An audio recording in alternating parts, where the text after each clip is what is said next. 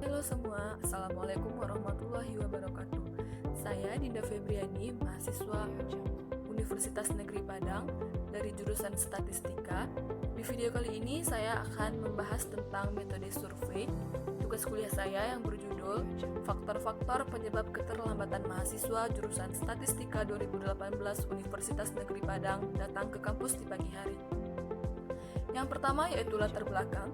Mahasiswa mempunyai peran yang penting dalam pembangunan bangsa dan negara, karena mereka merupakan generasi penerus yang diharapkan dapat membangun dan menghasilkan karya-karya yang berguna bagi negara. Di dunia kerja, performa seseorang sangatlah ditentukan oleh bagaimana kita dapat menyelesaikan suatu pekerjaan dengan baik, tepat, dan efisien. Fakta di lapangan menunjukkan bahwa masih banyak mahasiswa yang sering terlambat datang ke kampus di pagi hari. Keterlambatan mahasiswa kadang mengakibatkan kurang lancarnya proses kegiatan belajar mengajar pada saat jam pertama pelajaran. Alasan-alasan seperti inilah yang sering dikemukakan mahasiswa ketika datang ke kampus di pagi hari.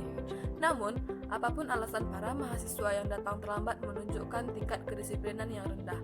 Hal ini tidak dibiarkan begitu saja sehingga pada akhirnya akan menjadi budaya yang tidak baik pada lembaga pendidikan yang bersangkutan. Nah, di sini rumusan masalah yang pertama yaitu apakah faktor-faktor penyebab keterlambatan mahasiswa datang ke kampus di pagi hari? Yang kedua, apakah ada faktor lain yang mempengaruhi keterlambatan mahasiswa? Dan yang ketiga, apakah penjadwalan tidur berpengaruh terhadap keterlambatan mahasiswa? Tujuan penulisan pada kali ini yaitu untuk mengetahui apa saja faktor-faktor penyebab keterlambatan mahasiswa datang ke kampus di pagi hari. Yang kedua, untuk mengetahui apakah ada faktor lain yang mempengaruhi keterlambatan mahasiswa, dan yang ketiga untuk mengetahui apakah penjadwalan tidur berpengaruh terhadap keterlambatan mahasiswa. Di sini manfaat penelitiannya yaitu bagi mahasiswa dapat mengatur jadwal mereka agar tidak terlambat datang ke kampus di pagi hari untuk melaksanakan perkuliahan, dan bagi peneliti menambah pengalaman dan wawasan peneliti dalam melakukan penelitian terutama yang berhubungan dengan masalah mahasiswa yang datang terlambat ke kampus di pagi hari.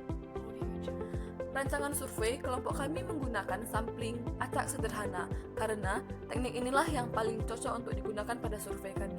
Sampling acak sederhana adalah contoh acak tanpa memperhatikan strata untuk mendapatkan sampel yang langsung dilakukan pada unit sampling. Nah, di sini target populasi kami yaitu yang menjadi sasaran akhir penerapan hasil penelitian adalah mahasiswa jurusan Statistika Universitas Negeri Padang 2018 yang berjumlah 131 orang mahasiswa, di mana anggota populasi pada survei ini kami mengambil anggota populasi mahasiswa jurusan Statistika Universitas Negeri Padang 2018 yang berjumlah 131 orang mahasiswa. Di sini kami telah mendapatkan sampel. Untuk menentukan ukuran sampel dari populasi, kami menggunakan metode undian dengan cara mengurutkan nomor dari 1 sampai 131 lalu diambil secara acak sampel sebanyak 32 sampel. Sampel pada penelitian kami adalah mahasiswa D3 Statistika Universitas Negeri Padang 2018. Metode pengukuran yang kami gunakan untuk mendapatkan data mahasiswa tersebut yaitu dengan menggunakan kuesioner pada Google Form dengan link yang terdapat pada di layar.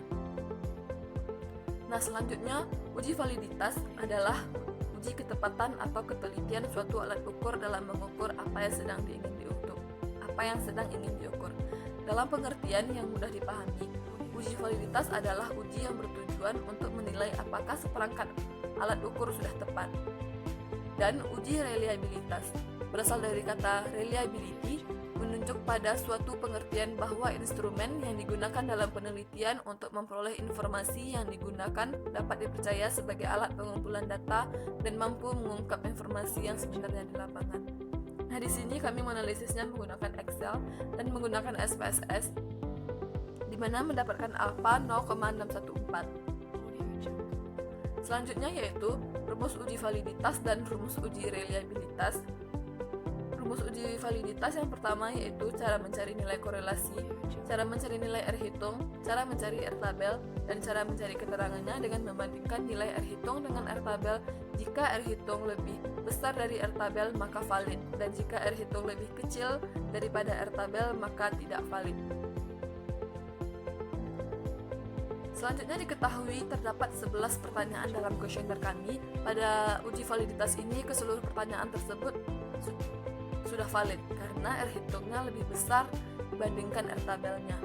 Nah, di sini kita telah bisa melihat hasil analisisnya, yaitu rentang nilai alfanya. Yang pertama yaitu jika alfa kecil dari 0,5 reliabilitas rendah. Yang kedua, jika alfa lebih besar dari 0,5 dan lebih kecil dari 0,7 reliabilitasnya moderat. Dan jika alfa lebih besar dari 0,7 maka reliabilitas mencukupi. Jika alfa lebih besar dari 0,8 maka reliabilitas kuat, dan jika alfa lebih besar dari 0,9 maka reliabilitas sempurna. Semakin kecil nilai alfa menunjukkan semakin banyak item yang tidak reliable. Standar yang digunakan adalah alfa lebih besar 0,7. Tabel reliability statistik menunjukkan analisis dari uji reliabilitas dengan alfa 0,614 dari 11 item variabel. Nilai reliabilitas 0,614 adalah nilai moderat, sehingga kuesioner ini dikatakan konsisten atau reliable. Selanjutnya, metode penelitian uji kendal tau. Pada analisis ini memakai uji kendal tau untuk mengetahui apakah terdapat hubungan atau tidak dapat antar variabel dengan melihat dari nilai signifikan, dan seberapa kuat hubungan tersebut dapat dilihat dari nilai koefisien korelasi atau R, di mana pengambilan keputusan jika signifikan di atas 0,05 maka H0 diterima, dan jika signifikan di bawah 0,05 maka H0 ditolak. Didapatkan output yang interpretasinya yaitu nilai signifikan antar variabel lebih besar dari 0,05. Artinya berhubungan nyata dan signifikan, kecuali untuk variabel lupa jadwal antar variabel masalah transportasi yaitu 0,03 lebih kecil dibandingkan dengan 0,05, sehingga diputuskan masalah transportasi dan lupa jadwal tidak berhubungan nyata dan signifikan. Analisis regresi berganda. Pada analisis ini, kami menetapkan variabel Y, yaitu variabel terikat, yaitu penjadwalan tidur, sedangkan variabel X-nya yaitu variabel bebas, yaitu begadang, transportasi, masalah transportasi, bangun kesiangan, malas, lupa jadwal, mengantri kamar mandi, kurang enak badan, lupa mengatur alarm, dan faktor lainnya. Di sini kita dapatkan output analisis berganda. Selanjutnya yaitu persamaan regresi seperti ini di bawah ini, yang diperoleh p-value-nya 0,96 x1 lebih besar dibanding alfa 0,05, 0,12 x2 lebih besar dibanding alfa 0,05, 0,93 x3 lebih besar, dan berikut seterusnya sampai ke x10 lebih besar dengan 0,05. Dengan taraf nyata 5%, artinya sudah cukup bukti tolak H0 untuk X1 hingga X11-nya. Pada penelitian ini dengan menggunakan kuesioner sebagai alat bantu pengumpulan data yang sebelumnya dilakukan uji validitas dan reliabilitas untuk mengetahui bahwa pertanyaan-pertanyaan tersebut sudah valid dan reliable. Dari hasil uji validitas diketahui semua pertanyaan dari kuesioner yang kami berikan sudah valid dan reliable dengan kategori reliabilitas moderat, dan bisa dikatakan kuesioner ini konsisten atau reliable. Dari hasil pembahasan analisis uji kendal tau, kecuali variabel lupa jadwal antar variabel masalah transportasi memiliki nilai signifikan lebih besar dari 0,05, artinya dapat dikatakan bahwa antar variabel berhubungan nyata dan signifikan. Dan dari analisis regresi berganda dapat ditarik kesimpulan bahwa dalam hubungannya antara variabel X dan variabel Y terdapat pengaruh yang signifikan. Hal ini dapat dibuktikan atas hasil uji analisis regresi sederhana yang dilakukan, di mana nilai signifikan F yang diperoleh sebesar 0,874 lebih besar dari 0,05, sehingga dapat disimpulkan tolak H0 dan terima H1, yakni variabel X memiliki pengaruh terhadap penjadwalan tidur mahasiswa. Dan secara umum yaitu faktor-faktor yang diberikan terhadap responden dalam kuesioner mempengaruhi keterlambatan mahasiswa datang ke kampus. Dapat dikatakan faktor keterlambatan mahasiswa ke kampus di pagi hari juga dipengaruhi oleh faktor lain. Antaranya yaitu adalah sakit perut, jarak yang ditempuh, sarapan sebelum berangkat, dan menunggu teman. Sekian dari video saya kali ini, semoga bermanfaat. Mohon maaf apabila ada kesalahan. Assalamualaikum warahmatullahi wabarakatuh.